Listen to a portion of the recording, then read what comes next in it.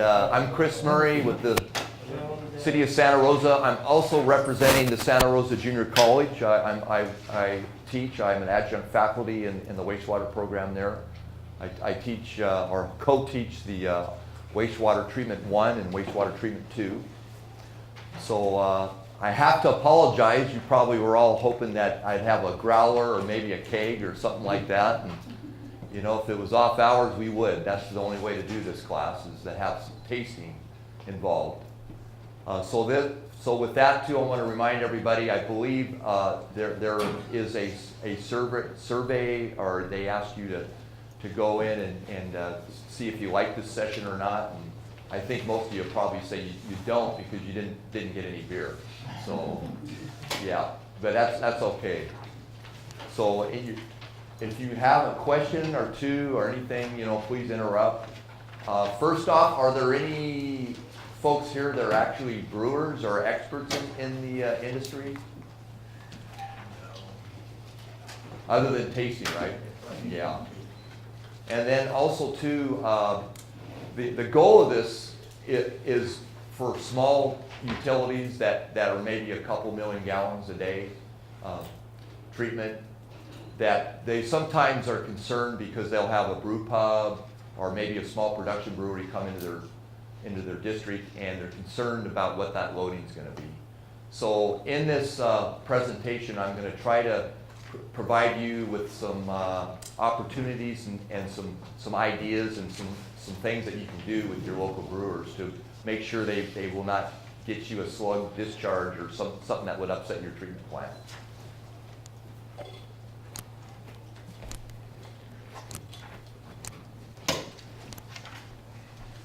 So, like I said, the objective is for you to better understand the craft brewing process. And so, also in my city job, I'm an environmental compliance inspector. And in that, we go out and do inspections, permitting, and sampling of facilities. And so I've been a stickler my whole career, is really to understand the process, know what's going on out there, because that'll make it easier for you to make a decision that could be for enforcement or a recommendation or requirement or for a permit. But so I'm a real stickler on that. So we're going to start out with the process, and in that with that we'll learn about equipment, production schedules, management practices that can influence water, and then also wastewater discharges. And the goal is to eliminate that high strength discharge, because breweries can give you 10 to 20,000 parts per million or milligrams per liter of BOD on sludge discharge. And if you're a small utility, that could upset for example, your activated sludge process. Also too, that goes along with that is suspended solids could be that high as well. And also too, you could work with them on ways to how to reduce water usage. And then they could also increase their reuse chances on site. And then also to improve really the on-site wastewater treatment management or the treatment processes. So in craft beer, we're really going to focus on the small breweries. And craft beer is traditionally, it gets broken down into microbreweries, which are 15,000 U.S. beer barrels per year. Then from there it's nano, which is under 3,000, and then your pico breweries are considered 500 barrels per year. And then a brew pub is typically a restaurant that sells at least 75% of the beer on site. There are often brew pubs that are actually bigger than production breweries, just with their size of their brew house. So in Santa Rosa, we have a number of breweries. And just to give you an example, there's fermentation only, which means they don't have a brew house. But Cooperage just recently put a brew house on site, a 30-barrel brew house. Shady Oak, he specializes in sours, and he just does fermentation. So what do you mean by the fermentation is that the wort is basically brewed off site, and then they bring it, truck it in, and they ferment it. And with his process, he does it in barrels, so it could take 8 months, maybe longer. And then our brew pubs, of course, everybody knows about Russian River. We've got also Fog Belt, 3rd Street Ale Works, Crooked Goat, Gravenstein Highway South, Barrel Republic. There's a few more out there I'm probably missing. And then production-wise, we have Seismic, which is rated at 60 barrels. Russian River up in Windsor is 75-barrel brew house. It's a little bit larger than what we're really focusing in on today. And then we have Hen House in Santa Rosa, which is 30 barrels. Moonlight is 20 barrels, and Plow is 15 barrels. To give you an example, Fog Bell is only a 7-barrel brew house, and it's more of a brew pub.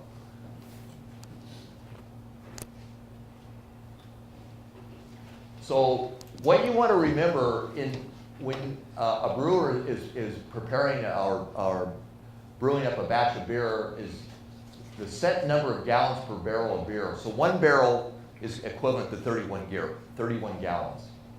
And the sizes are limited by the equipment that's on site and what's available to the brewery. And typically it takes about 3 weeks, 21 days for most beers from the start until they're ready for distribution. The sours, like I said, they take a lot longer, 6, 8 months, maybe even 10 months. And they're typically aged in barrels rather than in stainless steel cans. And the beer types, boy, there's today there's so many different types. There's of course the Indian Pale Ale, the IPA, the double IPAs, Pilsners, Porters, Lagers. So what does that mean as far as you want to know is that means there's a lot of variability going on. And there are a lot of differences, so not all breweries are the same. They all have different practices and they all have been trained differently. And of course they all think they're the best. So this is, I like this slide. It's the boozology. It tells you what the different types of beers are everywhere from American lager. You got, of course, the pale ale. And they give you the different types of, for example, pale ale. I think everybody knows Sierra Nevada, Stone. And then I don't think we have any of ours on there, but then there's Pilsners, barley wine, stouts and porters, Dunkel. So a lot of those, of course, are German and Belgian beers. You didn't mention the one right down the street here. Lagunitas? Yeah, I didn't want to bring them in because they're really a huge brewery. I just talked with one of their maintenance guys that's in my class, and they're producing 700,000 barrels a year. And then together with their Chicago facility, they're totaling over 1 million barrels per year of beer. So yeah, they should be mentioned. I mean, they're one of the leaders, absolutely. Really started. I mean. Oh, absolutely. They were. What was the word? They didn't have anywhere to put their disposal, so that's why they got out of there, and they didn't have any of the water usage they were using. Yeah, it was a lot of impact on. Now, see, Petaluma has struggled with their wastewater treatment plant to meet their NPDES permit. I mean, they have really tight DOD limits, and I should mention that it really depends on the limits. I know Windsor. I've got a couple people from Windsor. I'm also a contractor up for the town of Windsor. And they have some tight limits too on their plant there for BOD and TSS. So it really depends. Like Santa Rosa, we have the luxury, we're an 18 million gallon a day plant, so we have the luxury of allowing some dilution before it gets into the plant. So that, like Petaluma didn't have that luxury. So they really had to hunker down on Lagunitas, and they came up with that. And I'll talk about that too, about the Cambrian EcoVolt system for reuse.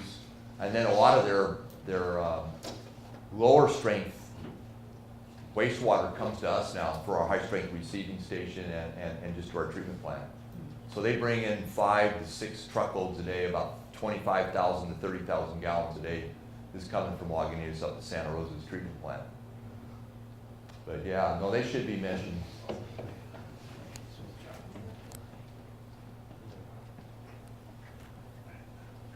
So in your as we're going through the process, in your typical beer house layout, like I said, it could range from 3 to 50 barrels per batch. And then we start out what you'll hear the term 2-vessel, 3-vessel, or 4-vessel. And then 2-vessel means that you just have one mash ladder tun, it's just one vessel, and then you have another one that's actually the kettle where they do the boiling, and then the whirlpool, where they do more conditioning and removing solids. Then you get 3 vessels where you're just adding maybe a combo boil, kettle, and whirlpool. And then like, for example, Hen House and Russian River, they're a 4-vessel brew house because they have 1 vessel for each step. So that would be for the mash tun, that's where you cook the grain, and then the water tun is separate, where you actually remove more of the finer, or excuse me, more of the coarser and finer solids, and then the boil kettle and the whirlpool. So what happens is if you have no vessels, like a good example is Shady Oak, all they do is fermentation only. And I would say a majority of your brew pubs, they're like Mountain Mike's Pizza's doing that now. They have maybe a 6-barrel fermenter, or maybe even smaller 3-barrel fermenter, where they're bringing wort in and they're fermenting it.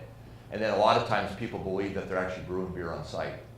A lot of times, I'm trying to remember, someone could maybe jog my memory, but there's a term that's used with alcohol, ATF or ABC. It's ABC, that if you get put a brew pub in with a brew house, you can get a liquor license. Yeah.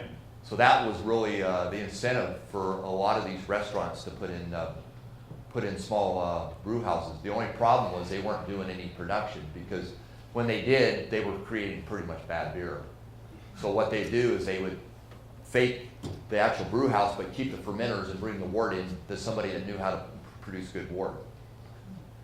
So that's something, if you do just have a fermenter, a place that just does fermentation, they're probably not going to have a big impact on your treatment plant. They may from the spent yeast, if they're pitching that, if they're dumping the spent yeast, that could be an impact, something that you might want to have in the side stream. But typically they're not going to have the actual cooking going on, and the grains, the waste grains that you might have to deal with. But getting back to there's also a couple other vessels, the hot liquor, or chilled or cold liquor tanks. That's not considered part of the brew house. I mean, it is, but it's not considered part of the vessels, is what I'm trying to say. It is part of the brew house, but it's not how many vessels make up the brew house. So here's a typical, that's St. Florence up in Windsor. There's your typical, your mash tun on your right, and then your kettle there. And then I'm not sure where I got this one from, but that's just a three vessel brew house. And then if we added the whirlpool, there would be 4 vessels there. So the other thing that in this process that you want to know about is the actual water consumption, what's going on there.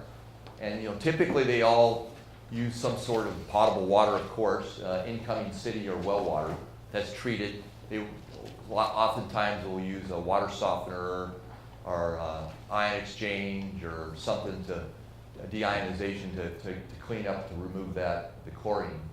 And then the water use efficiency is, you'll hear that often in brewing, is the ratio of the total water consumed to the total beer package. The lower the number, the more efficient the brewing process. And typical ratios now are between 4 to 10. It used to be 8. So it'd take 8 gallons of water to produce 1 gallon of beer. I just talked with a brewer today. I was trying to get some updates. And he was telling me now it's under 7, it's about 6.8. So there's that need to continue to conserve water. And that's important, especially here with our drought conditions, and who knows what's going to happen in the future. Cities may limit the amount of water that goes to certain businesses. But also something I didn't put on that slide, you want to take into consideration too. Like I said, it's about 7 gallons for 1 gallon of beer, and it's about 2.5 gallons for what you wastewater wise. So it takes about 2.5 gallons of that when you create or generate wastewater per gallon of beer. So it's, like I said, 6.8 to 1, and then for wastewater to the beer ratio is about 2.5 to 1. So here's the ingredients. It's pretty simple. It's water and hops, and then barley is your grain source. I know some places can use others. I think wheat is sometimes used, and then yeast. That helps with the fermentation. So this is the step-by-step process here, and I have slides that go into each one. So you typically, it's like making oatmeal, really. You start out with water and you have barley, and I think that's for a few hours, and you're trying to get sugar water out of that, and it's called wort.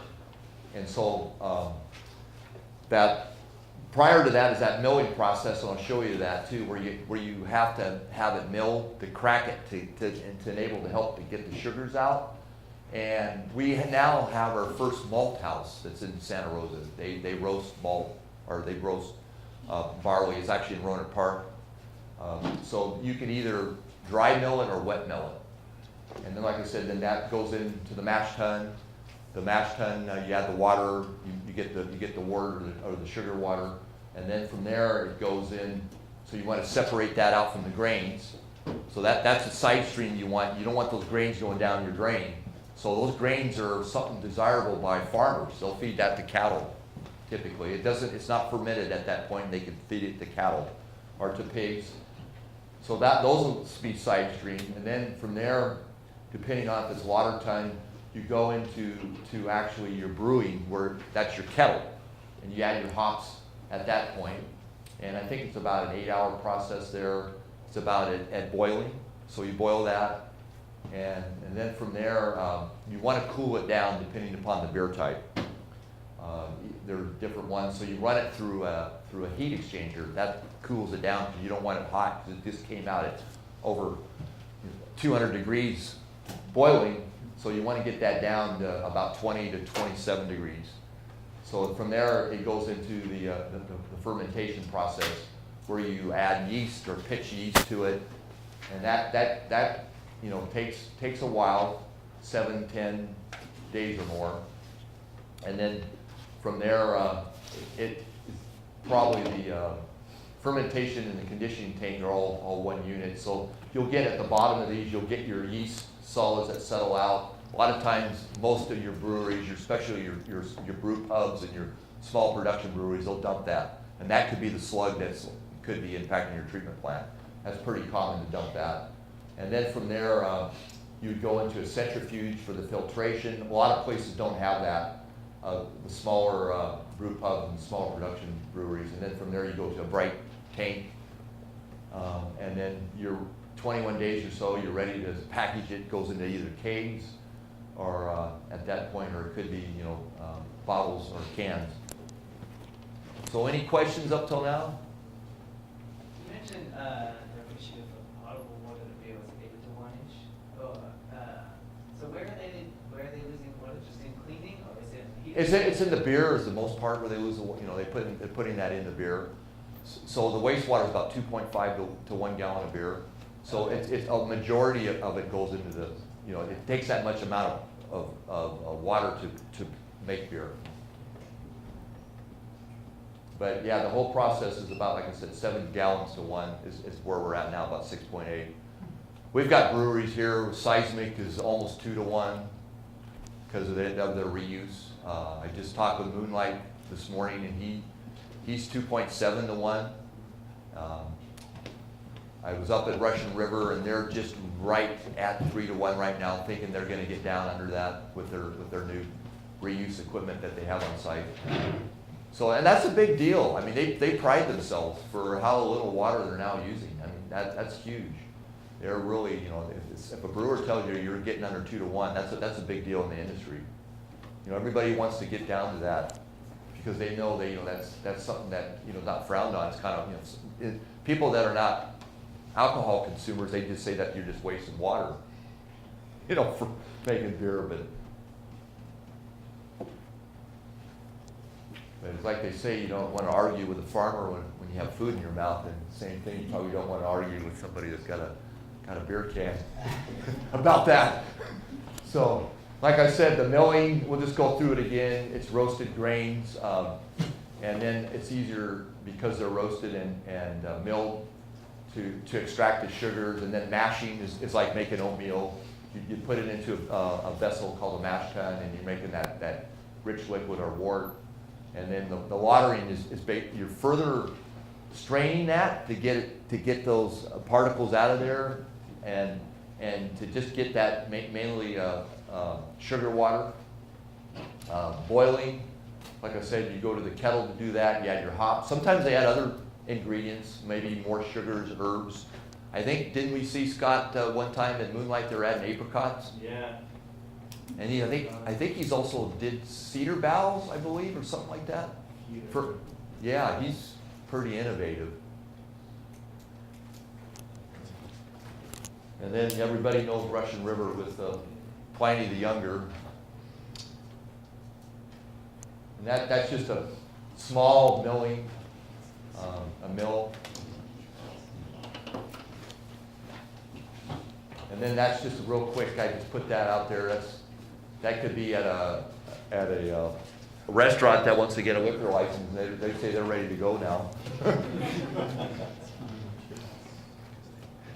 That's more like for a home brewer. And then this is over at Gravenstein South. His little setup over there. That's his hot liquor tank and his mash tun. So that hot liquor tank there, a lot of times what they'll do is the heat exchanger water will go into that to make that up, so he's not wasting that water. And so he'll have, to make it easier, he'll have that hot liquor to that mash tun there. And so he's got his strip grains down there. At the end of that, we'll show you there's a basket screen to help with any heavy solids. We made that a requirement. The one thing I have to say is most of the brewers take really pride in cleaning and having things look really good. You could go out and do a surprise inspection, and you'd be amazed that they really, a lot of them really take a lot of pride in their how clean they are. And then that's the kettle there where hops are being added.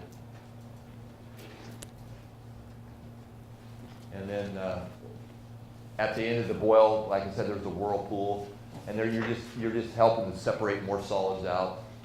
And then you have the cooling, usually done it through a heat exchanger, and then fermentation. That is your limiting factor on how many brews or batches you could do per day. So what most breweries or brew pubs do, they'll just get more and more fermenters.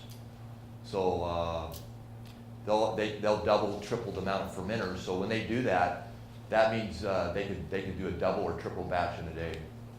So if those fermenters, like I said, they take 8-10 days or so to get that fermentation process. If they're being used, you can't really brew any beer. So most brewers will have a lot more fermenters because then they can brew more batches. It always seems that's the big thing too. Is you always ask the brewer where your production is at, and every one of them always want to double their production. Quantity is once you get a good beer out there, quantity is everything. So they get bigger and bigger. And you saw that with Russian River, Lagunitas. Look at where they are now, where they started out. Sellouts. Yeah. So, but they all want to get bigger. But that doesn't mean they're better though. The quality. It's all about quality. It's like I have this one brewer. His famous line is always he's always asking me, "Is there anybody else coming in?" And I'll tell him. He goes, "Oh man, that just means more bad beer is going to be out there." I don't know though. We keep adding. We've got 2 or 3 in the works. We've got one called Parliament that's coming into Roanoke Park. We have a new one in Santa Rosa. Trying to remember there where the old Acapulco used to be, but they only do fermentation there on site. They just opened up a couple months ago. They're on Mendocino Avenue, and I'm trying to remember what their names are. No, we had Old Possum last year that opened up. But yeah, how many wineries there are, and it's like they all stay in business. Yeah. we keep getting more and more. Yeah, I don't understand where it's all going. Yeah, keeps on coming. Yeah. It's all right up, Johnny. They don't care if you make money. Well, it's all right. Yeah, you know, they believe the saturation is here though for breweries, I think, because I think with what's happening with just craft beer in general, there's a slowdown a little bit. But I think with the brew pubs, I mean, if you have a good reputation, but then again, there's tap rooms out there too. I didn't even mention that. They bring in beer and kegs. We keep seeing. We just had one open up in Windsor, Corks and Tap. I think he said there are 16. He's got 16 taps there on tap there. So here's your heat exchanger that helps cool it down. So it's a single pass. So that's a water waster. So you're running water through there to cool that down, and you're running the beer through that over to the fermentation tanks. So that a good place will actually recover that and run that through a chiller and recycle that. But oftentimes it'll go down the drain. So that if a lot of brewers will recognize that and they'll recover that for their hot liquor tank. They'll use that reuse that again. So that's going back into the beer. But that's just an example where you could get a brewer to do that to help with saving water. And then there's a picture of the fermentation tanks. The fermentation tanks are a dead giveaway because they have the cone shape on the bottom. So that allows that spent yeast to settle out. And then what'll happen is you'll remove that from time to time, and then that is very, very high in BOD and total suspended solids. And most of the time, it goes straight to sewer. So if you could get them to side stream that, if you're a small utility, that's something that can help you out there. Getting them to side stream anytime they have the tank bottoms and they need to discharge that. And they're doing that pretty much if you got a facility that's got 6, 10, 12 fermenters, they're doing that, a couple times a day.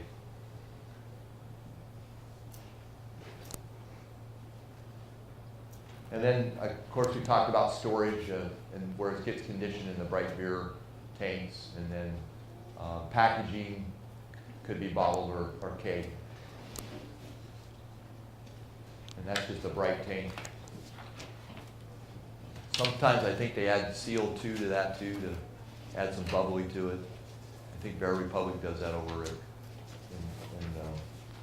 Roner Park. Here's a bottling line. A lot of times with the bottling lines, it takes extra money, and they do a lot of it by hand, which really is not water intensive. But if it's automated, it requires the bottles to be pre-rinsed. So there's a chance to get some savings on that too, to recover that water. But what I was going to say too is that with the bottling, a lot of, like Barrel Brothers up in Windsor, they actually bring in a bottling line, a canning line. So they bring in a mobile line and do it. So they don't really have any equipment. So a lot of places will choose that option. But the smaller guys I've seen, a lot of them just do it manually, set up to do that. But automated is a lot better because with beer, you do not want to introduce any oxygen into that. You will have, that beer will no longer be beer. Yeah, so they have to purge it and make sure that they're not going to introduce any air into that during the bottling process. So now we're kind of switching to the wastewater side, and most of it's cleaning the tanks, equipment, and floors. There's a lot of that's happening.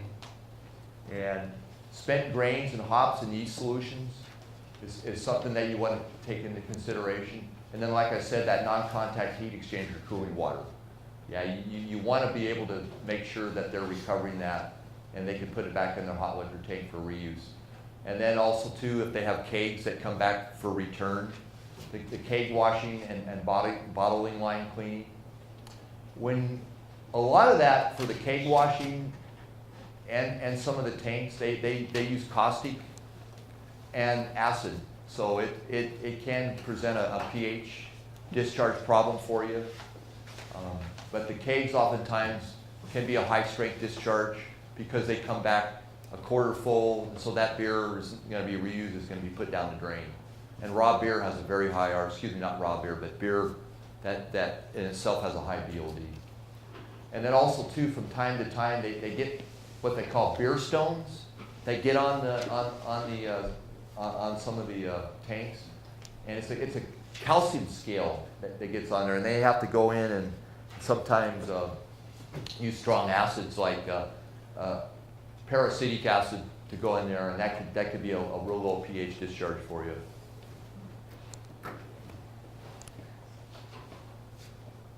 So what, as an inspector or somebody that has some concern, what can you do?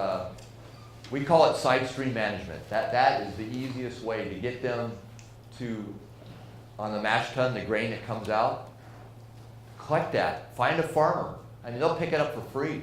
Take it as feed. And then your spent yeast from your fermenters, if you could get them to also side stream that. And then also too, trying to control spills. It's really common. Foaming is a problem in the fermenters, and there's often there's that foam that causes spills. And then the other thing, you just don't want to have, if they have some sort of screening or some sort of treatment, either with a solid separator or maybe a wedge wire screen, you don't want them to bypass that. So you want to let them know that if they're going to bypass that, or for example, we had one of our breweries that had a bad, not so much a bad batch, but they accidentally had something happen to the fermenter, and they lost that about 600 gallons. So they notified us that they were going to, got the approval to discharge it to sewer. But to a small municipality, you may not, that may be way too much. 600 to 1,000 gallons may be too much to upset your activated sludge or your biological process. So they may have to haul that to East Bay Mud or to Santa Rosa. So just to get them to, hey, heads up, we had a bad batch, we need to get rid of some beer. A lot of times you'll see your activated sludge go haywire, not know what happened, and it could have been a brewery that had a fermenter, 600 gallons, and they got rid of it at night, and they didn't even tell you. And then you have low flows at night instead of 2. What's winter during the night? It's pretty small. It's, What, you guys are 2 million gallons a day, 2.5? Well, our average dry weather flow is like 1.4, 1.5. Yeah, so at night, if someone were to, one of those breweries were to, dump a fermenter, that would not do you guys good. So with that little bit of effort, you can get them to reduce your BOD and TSS at the most by 70%, but by at least by 50%. But you can, if they do it, especially with the screening, they could get it down. You can get it down to 70%. So here's just spent grain recovery. That's going to end up getting picked up by a farmer. Go to his feed. That came out of the mash tun. That's at the old Russian River production brewery on Ferdinand Court, and he was really, really good at collecting all his fermenter bottoms, spent yeast, and his hop collection. So that's going to get picked up, and that was going to, I think, was going to go out to a farmer at that time, not to us, not to the high strength waste receiving station. And then we require at a minimum to have some sort of basket screen. This is downstream from the trench drains, and you can see right there how much grain. Just those are the finer grains that are coming either out of the mash tun or the water tun as they're cleaning it up. I mean, they're using quite a bit of water when they're cleaning that up. And then I think I've got a slide coming up. It's going to be hard to see, but here's an example of if you go in and this facility, I lied on this. I have to apologize. This goes to an oil water, excuse me, not an oil water separator, but a grease interceptor. But that could be an example of that floor drain could be bypassing your treatment. If someone has a hose hooked up and that's not going to treatment, you walk in on them and they're doing something like that. So I just wanted to find where hoses are out. You just want to find out where the hoses go. I mean, that's the point of the slide. Where do they go? What's going on? How much is being cleaned up? But that does go to a grease interceptors. But I thought I was trying to come up with a picture that would show a bypass, and this is an example. I've been to places where they didn't have grease separators, and it was a true bypass. But here we had an incident at a brewery. This is out of a fermenter, and it's foaming, and it got out the roll-up door, and it became now. This is where it's now a stormwater issue. So that's an illicit discharge, and that, if it gets into the creek, it could be a fish and game violation. So, you know, the other thing that we require is that they have some sort of spill plan on site. They have to notify you of the spill almost immediately, and then they have to submit within 5 days of that notification, what their corrective action was to prevent future spills, how they cleaned it up. And Are then they responsible for all their containment on site? they should be, yeah. Okay. Yeah, this is something, that it had that, what happened was what happens is that oftentimes brewers will hire employees, and this is a case where somebody wasn't very well trained, and so I wanted to speak a lot about that. Training is very important on spills and notification. So we require that they have to have some sort of notification to us, training, but so what happened was the employee, rather than, because there's trench drains inside, they could have put up wattles there and they could have redirected that to the trench drain. Instead, it's so easy, okay, we'll get the hose out and we'll just wash it outside. So, it's just, once again, training, education. Typically, that would be an enforcement because it's an illicit discharge.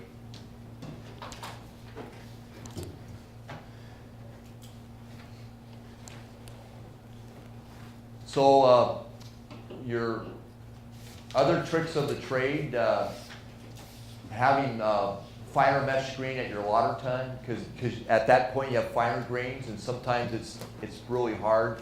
The screening is too big to trap it, but you'll actually put in a finer mesh. And then capturing the centrifuge discharges.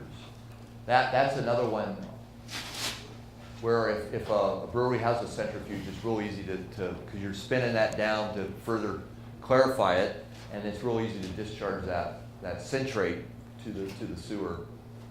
And then reusing internal or external bottling cleaning. Clean in place tank cleaning, and then proper production water metering. Well, oftentimes people will say, well, what's going in is what's going out. That's not true at all, because a good majority of that water is going into product. So we typically like to have the brewers put a meter on their hot liquor tank, because anything that's in the hot liquor tank is typically going to go into the mash tun. So you can subtract that real easily off of the street meter, and that'll tell you how much is actually going into your beer and how much is going down the drain. And then, of course, you could take into account their sanitary waste from that too as well. So here you can't see it, but it's really hard. This is a water ton here, and there's a little filter right here. So that when they do the cleaning, they run it through that mesh filter. That's Moonlight Brewing right there. And so they're able to collect even the finer solids. Most places aren't going to be doing that. We were surcharging. We were going out and doing sampling for surcharges, and they were having to pay a high strength fee each month. So that incentive alone, they started doing that, and I've got their case study coming up, and they're no longer a surcharger. And then centrifuge collection. That's really easy not to side stream that, to direct that right to the sanitary sewer. And if you don't have any good treatment, that could be a high sludge discharge to your treatment plant. And then bottling line reuse. It's easy to set up bottling lines now, and a lot of them are doing this because of the demand on that ratio to keep reducing it. Because bottling takes a lot of water, and so you recover the internal and external water rinses at the vacuum pump reservoir. It's kind of hard to see that, but they're set up there to recover that and for reuse. And then these are just more BMPs.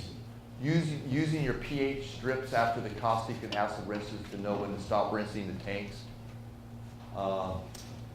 One of our breweries switched over from spray balls to fluid-driven rotary nozzles.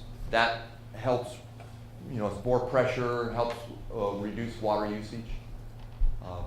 Installation of a multi-tank system that will allow for the recovery of caustic acid and sanitizer into the respective mixed tanks. Typically, like I said, they use a caustic sodium hydroxide blend for their caustic, and then usually it's paracetic acid or citric acid for their acid. And sometimes they'll mix them together to help offset the pH, so they'll neutralize each other. Manual waterless or hose spray removal of accumulated solids. So that's where you're able to scrape out solids and not use any water. And then I talked about that, reusing your heat exchanger.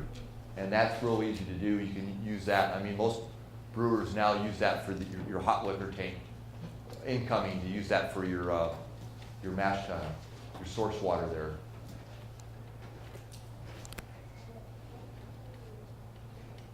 So here's a quick case study of Moonlight Brewing. They're in Santa Rosa. They're a production brewery. They're famous as Death and Taxes is his, I think, his main beer. And then he has another one, a couple other ones that he does. But he's about just around 3,000 barrels per year. He told me he's about 2,800 barrels last year. And 20-barrel brew house. He utilizes a lot of side stream collection, screening. I showed you the water ton screenings. He's got screenings at his 4 drains. He has no other on-site treatment. He's been able to, through sampling, we have our samplers here today, Scott and Jacob. I also wanted to acknowledge Judy. She's with our IT person, and then Julie and Matt. That's right, from town of Windsor. I all work with them, so I wanted to acknowledge all you guys. But anyways, they've been sampling. Scott's been sampling Moonlight for a long time, and he's seen the changes and the improvements that they've made. So we're able to, through their efforts, they've got that down under 2,000 on the BOD, and the TSS is under 500, and the TKN total killed on nitrogen is less than 50.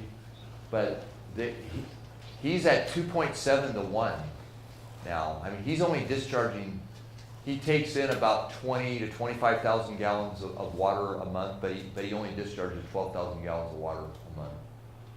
But so, based on that, we're losing money when we're doing the surcharging. But it was fun to go out there. We learned a lot about the beer production, and everybody, they were always friendly and cooperative, and you never had any problems. Other than our sampler was always in the way of their forklift.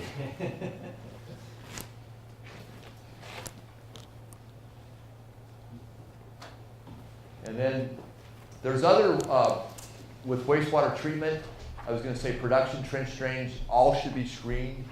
But there's other things that you can do too as you get bigger as a brewery. You have a rotary or wedge wire screening is pretty common, and then you can even have a clarifier or a big solids separator or interceptor, pH adjustment, flow equalization tank. Then now we're getting into the real bigger facilities like Lagunitas, Russian River, Seismic, where you have aerobic or bile treatment with a membrane bioreactor. And that would be the EcoVote system. So here's just a wedge wire screen. That was at the former, before Russian River moved up to Windsor, and they had a clarifier there. when you get big like that, it's really hard, because a lot of these breweries will, they kind of get set up, and their main focus is producing beer, and they don't really have any thought on the wastewater treatment. And so, like in Vinny's case, when he got set up on Ferdinand Court, he kind of, thought about wastewater treatment, but there wasn't really a lot of good products out there.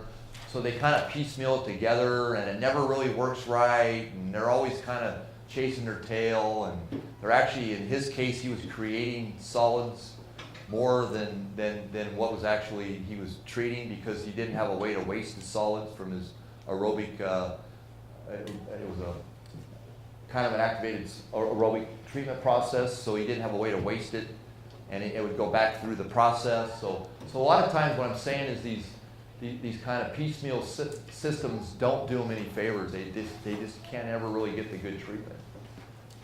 But with this coming up here, this has kind of changed the whole way that brewers are dealing now with reuses.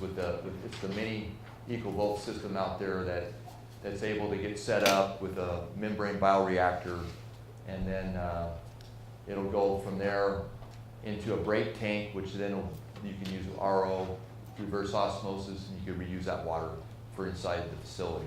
But you're not going to see that. These are just not affordable at brew pubs. Yeah, you will never see anything like that. What you want to do for your brew pubs and your small production breweries, 20 barrels or less, is to do the side streaming. That is going to give them the biggest bang for their buck. And that's going to help you out everybody's going to be happy. They're not going to spend a lot of money unnecessarily on treatment systems that will not work. So with the city of Santa Rosa, for our brew pubs and our production breweries, we require a wastewater discharge permit, and then we require some sort of approved screening device or solid separator, and that's usually installed at the trench drain. And then we require a sample box, just in case we want to take a sample, and then we try to get a meter at the production. Typically, if we put it at the hot liquor tank, that's a really easy win, and we'll be able to tell how much water is going into the beer and how much is for cleanup. And then we still do a couple breweries where we do high strength surcharge fees, where we do sampling. So that could be imposed. So we ask that they have to go through our Santa Rosa PED, that's Planning, Economic and Development, before they get tenant approval or a remodel process, and then the engineering for connection and demand fee requirements. I just did the numbers. It's pretty doggone expensive to start up a small production brewery. In Santa Rosa, it's about $20,000 just for the demand and the sewer capacity fees to get started. And then from there, just the cost for wastewater disposal and water. We charge $5 per 1,000 gallons for water. It's a little bit cheaper than that, like 4.8 per 1,000 gallons, or $4.80 per 1,000 gallons for water. And then for wastewater, it's $14.15 per 1,000 gallons. So you're looking at, if you're using a lot of water unnecessarily, you're looking at expense. You're just basically flushing money down the toilet every month. So if you could get them, water reuse, it will save them a lot of money. And then when you get them thinking about that with the side stream, but here's just an example of a sample box going in. We've been able, the bigger facilities, we have more traditional sample box, but this would be at a brew pub. Just gives us access that we could go in if we needed to sample. There's a screen at the end of that trench drain. This is a small brew pub. So going on, where I was getting at is what you want to do is develop good relationships with your brewers. I mean, to me, they're real easy to work with. They are some of the easiest people, and so if they have that idea that you're working with them, they'll tell you everything that there is about the process, and like I said, become a technical expert. Know what's going on, in the process. Foster relationships with your other city departments is important. you know, you might want to talk to an independent engineer or a consultant with brewery experience. You know, try to, you're not a consultant yourself, but, you know, have them, you know, if they have technical questions, you know, there's a lot of avenues. And most of the brewers will talk to each other. They kind of know what's going on out there. They know more about, so I actually, they don't know it, but I use them. I'll go talk to them and they'll volunteer information about, oh, this guy's doing that, you know, and it's just interesting. And they you know, but they all share and they all tend around here tend to get along.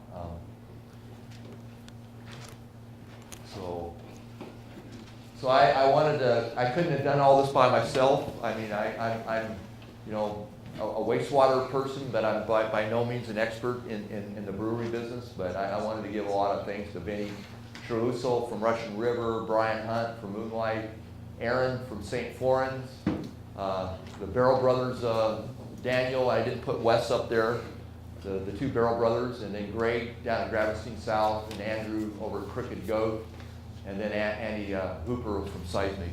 Because those guys, you know, they've taught me a lot. They you know, we've shared, you know, what they want to always know about how the city comes up with fees and how they can, you know, figure out ways to lower their fees. So we get that message across to them, and they want to share with us what's going on. So there's the beer cat. Yep. So, you know, if I want to, you know, if anybody has any questions or anything like that, feel free to, you know, give me a call. You know, I can share any information with you. Is that your cat? That is my cat. Yeah, that's him. Yep. So he looks like he had a couple of cold ones. That's what we all want to look like on okay. right, Phil, on a Saturday and a Sunday. That's it.